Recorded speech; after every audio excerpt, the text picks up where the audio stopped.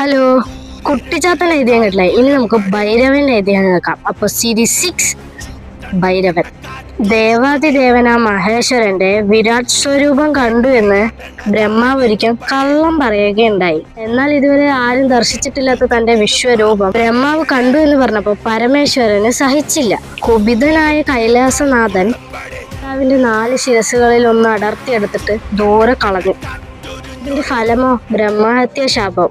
12,000 സംവത്സരം കപാലവും ഏറ്റി മനുഷ്യലോകത്ത് ഭിക്ഷയാചിച്ച് നടക്കട്ടെ നീ. ബ്രഹ്മദേവൻ രുദ്രനെ ശപിച്ചു. കുലവും ഭിക്ഷാപാത്രം കപാലവും കയ്യിലേന്തി ഉയ്ക്കണ്ണും ധരിച്ച് ശരണഗതി തേടി മനുഷ്യലോകത്തിന്റെ മൺപാതകളിലൂടെ സഹസ്രാബ്ദങ്ങൾ അലഞ്ഞ് ഭൈരവരൂപിയാം മഹാദേവൻ. ഈ ഭിക്ഷാടന രൂപമാണ് ഭൈരവൻ തെയ്യമായി കെട്ടിയാടുന്നത്. അപ്പോൾ ഇന്നത്തെ വീഡിയോ ഇത്രേ ഉള്ളൂ. അപ്പോൾ എങ്ങനെയുള്ള സീരീസ് ഇഷ്ടം വെച്ച് സബ്സ്ക്രൈബ് ചെയ്യാം. അപ്പം എന്തായാലും അടുത്ത് കേൾക്കണം. ബൈ.